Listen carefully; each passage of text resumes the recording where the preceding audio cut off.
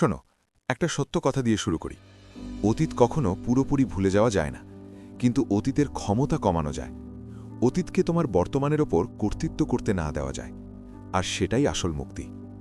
আজ অনেকেই আমাকে জিজ্ঞেস করে, কিভাবে ভুলব সেই মানুষকে, কিভাবে ভুলব সেই অপমান, কিভাবে ভুলব সেই ব্যর্থতা, কিভাবে ভুলব সেই কষ্ট। আর আমি বলি, ভোলার দরকার নেই, দরকার হলো মেনে নিয়ে এগিয়ে যাওয়া, অতীতকে বোঝা না বানিয়ে অভিজ্ঞতা বানানো। আজকের ভিডিওতে আমি তোমাকে বলবো মনোবিজ্ঞান কি বলে অতীত সম্পর্কে, এবং বাস্তবে কিভাবে তুমি নিজেকে মুক্ত করতে পারো সেই পুরনো ব্যথা থেকে। কেন আমরা অতীতে আটকে থাকি? দেখো, মস্তিষ্ক একটা সার্ভাইভাল মেশিন। এটা খারাপ মেমোরি মনে রাখে বেশি, কারণ সেগুলো তোমাকে সতর্ক রাখতে সাহায্য করে। বিবর্তনের দিক থেকে এটা দরকারি ছিল। আদিম যুগে যদি কেউ বাঘ দেখে বেঁচে ফিরত, তার মস্তিষ্ক সেই ভয়টা মনে রাখত, যাতে আবার সেই ভুল না হয়। কিন্তু আধুনিক জীবনে এই সিস্টেম আমাদের সমস্যা তৈরি করে। আমরা মানসিক বাঘ, অর্থাৎ অপমান, ব্যর্থতা, বিশ্বাসঘাতকতা, এগুলো একইভাবে মনে রাখি, আর ফলাফল আমরা অতীতে আটকে যাই। মনোবিজ্ঞানী ড্যানিয়েল কাহনেম্যান বলেছেন, আমরা সুখের চেয়ে দুঃখ বেশি তীব্রভাবে অনুভব করি, আর সেই তীব্রতাই আমাদের অতীতের বন্দী করে ফেলে। কোন ধরনের অতীত সবচেয়ে বেশি কষ্ট দেয়? 3 ধরনের অতীত আছে যেগুলো আমরা সবচেয়ে কষ্ট নিয়ে মনে রাখি। 1. সম্পর্কের অতীত ট্রমা। যখন কেউ তোমাকে বিশ্বাসঘাতকতা করেছে, ছেড়ে চলে গেছে, অপমান করেছে। এই মেমোরি শুধু মস্তিষ্কে থাকে না, শরীরেও থাকে। প্রতিবার যখন একই ধরনের পরিস্থিতি আসে, শরীর আবার সেই ব্যথা অনুভব করে। 2. ব্যর্থতার অতীত বা ফেলিয়ার অ্যান্ড রিগ্রেট। আমি যদি চেষ্টা করতাম, আমি যদি সেই সিদ্ধান্ত না নিতাম। এই যদি শব্দটা সবচেয়ে ভারী শব্দ পৃথিবীতে। এটা তোমাকে বর্তমানে থাকতে দেয় না। 3. অপমানের অতীত, হিউমিলিয়েশন অ্যান্ড শেম। কেউ তোমাকে ছোট করেছে, লোকজনের সামনে হেয় করেছে, তোমার আত্মসম্মান ভেঙে দিয়েছে। এই জখমগুলো সবচেয়ে গভীর, কারণ এগুলো তোমার পরিচয়ে আঘাত করে। মনোবিজ্ঞান কি বলে অতীত ভোলার বিষয়? মনোবিজ্ঞানে একটা কনসেপ্ট আছে, ইউ ডোন্ট ফরগেট, ইউ রিওয়ার। অর্থাৎ তুমি পুরোপুরি ভুলে যাবে না, কিন্তু তুমি সেই মেমোরির ইমোশনাল চার্জ কমাতে পারবে। নিউরোপ্লাস্টিসিটি বলে মস্তিষ্ক বদলাতে পারে। তুমি যদি নতুন অভিজ্ঞতা, নতুন চিন্তা, নতুন অভ্যেস তৈরি করো, তাহলে পুরনো নিউরাল পাথওয়ে দুর্বল হয়ে যায়। অর্থাৎ অতীত তোমার মস্তিষ্কে থাকবে, কিন্তু সেটা আর ব্যথা দেবে না। এটাই হলো হিলিং। বাস্তব 7টি উপায় কিভাবে অতীত ভুলে এগিয়ে যাবেন। 1. অতীতকে স্বীকার করো, এড়িয়ে যেও না। দেখো, অতীতকে দমন করা মানে সেটাকে শক্তিশালী করা। যত বেশি চেপে রাখবে, ততই সেটা ভিতরে জমতে থাকবে। তাই প্রথম ধাপ হলো স্বীকার করো। হ্যাঁ, এটা হয়েছিল। হ্যাঁ, এটা আমাকে কষ্ট দিয়েছিল। হ্যাঁ, আমি এখনও মাঝে মাঝে মনে করি, কিন্তু এটাই আমার পরিচয় নয়। মনোবিজ্ঞানী কার্ল জাং বলেছেন, হোয়াট ইউ রেজিস্ট পারসিস্ট। অর্থাৎ যা তুমি এড়াতে চাও, সেটাই তোমার পিছে লেগে থাকে। তাই স্বীকার করো।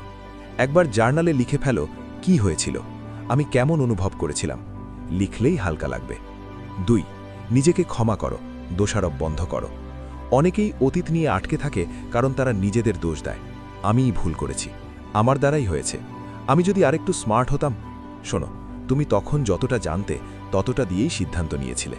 এখন তুমি বেশি জানো, তাই মনে হয় ভুল করেছিলে, কিন্তু সেই সময়ে তুমি সেরা সিদ্ধান্তই নিয়েছিলে। নিজের সাথে বলো, আমি মানুষ, আমি ভুল করেছি, কিন্তু আমি শিখেছি, এখন আমি আগের চেয়ে বুদ্ধিমান।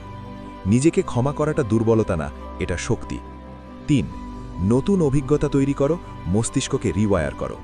মস্তিষ্ক অতীত মনে রাখে, কারণ সেটাই তার সবচেয়ে শক্তিশালী ডেটা। তাই তোমার কাজ হলো নতুন ডেটা তৈরি করা। নতুন জায়গায় যাও, নতুন মানুষের সাথে সময় কাটাও, নতুন অভ্যেস শুরু করো, নতুন স্কিল শেখো। প্রতিবার যখন তুমি নতুন কিছু করবে, মস্তিষ্ক নতুন নিউরাল কানেকশন তৈরি করবে, আর পুরনো কানেকশন দুর্বল হতে থাকবে। এটাই হলো রিপ্রোগ্রামিং। 4. বর্তমানে বাঁচতে শেখো, মাইন্ডফুলনেস চর্চা করো। অতীত তখনই শক্তিশালী হয় যখন তুমি বর্তমানে নেই। তাই প্রতিদিন 10 মিনিট করে মাইন্ডফুলনেস প্র্যাকটিস করো।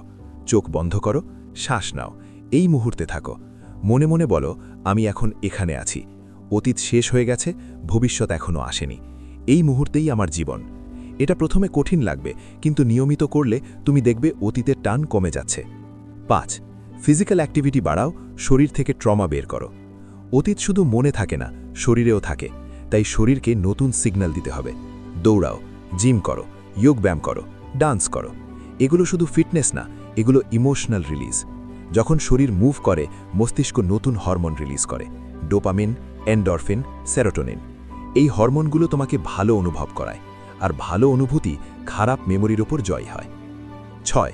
কাউকে না কাউকে বলো, নিজের ভিতরে চেপে রেখো না। মানুষ সামাজিক প্রাণী, আমাদের দরকার হয় কথা বলা, শেয়ার করা। তুমি যদি অতীত নিয়ে নিজের ভিতরে সব চেপে রাখো, সেটা তোমাকে ধীরে ধীরে ভেঙে দেবে। তাই একজন বিশ্বস্ত বন্ধু খুঁজে বের করো, অথবা একজন থেরাপিস্ট, অথবা জার্নাল।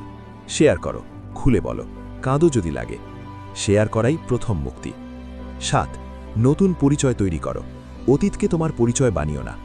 অনেকেই নিজেদের পরিচয় দেয় অতীত দিয়ে। আমি সেই মানুষ যাকে ধোঁকা দেওয়া হয়েছিল, আমি সেই মানুষ যে ব্যর্থ হয়েছিল। না, তুমি শুধু সেই ঘটনা নয়, তুমি অনেক বেশি কিছু। তোমার নতুন পরিচয় তৈরি করো। আমি সেই মানুষ যে পড়েও উঠে দাঁড়িয়েছি। আমি সেই মানুষ যে শিখেছি এবং এগিয়ে গেছি। তুমি তোমার অতীত নয়, তুমি তোমার ভবিষ্যৎ। শেষ কথা, অতীত ভুলে যাওয়া মানে কি? দেখো, অতীত ভুলে যাওয়া মানে সেটাকে মুছে ফেলা না, মানে হলো সেটার ওপর নিয়ন্ত্রণ পাওয়া। অতীত তোমার মাস্টার থাকবে না, সেটা হবে তোমার শিক্ষক। তুমি যখন অতীত নিয়ে ভাববে, তখন ব্যথা অনুভব করবে না, বরং কৃতজ্ঞতা অনুভব করবে। ধন্যবাদ, তুমি আমাকে শক্তিশালী বানিয়েছ। এই শিফটটাই আসল মুক্তি। তুমি যদি এখনও অতীতে আটকে থাকো, তাহলে মনে রেখো, তুমি একা নও। হাজার হাজার মানুষ একই জায়গায় ছিল, আর তারা বের হয়ে এসেছে। তুমিও পারবে, শুধু সময় দাও নিজেকে, ধৈর্য রাখো, আর বিশ্বাস রাখো, জীবন এগিয়ে যায় যদি তুমি এগিয়ে যেতে রাজি হও। আজকের ভিডিও যদি তোমার কাজে লাগে, তাহলে কমেন্টে লিখে জানাও, আমি এগিয়ে যাচ্ছি। এই 3টে শব্দই তোমার নতুন শুরুর ঘোষণা হোক। মনে রেখো, অতীত তোমার শত্রু নয়, শিক্ষক। আর তুমি শিক্ষার্থী, যে এখন অনেক বেশি বুদ্ধিমান, অনেক বেশি শক্তিশালী, অনেক বেশি প্রস্তুত। এগিয়ে যাও, তোমার নতুন অধ্যায় অপেক্ষা করছে।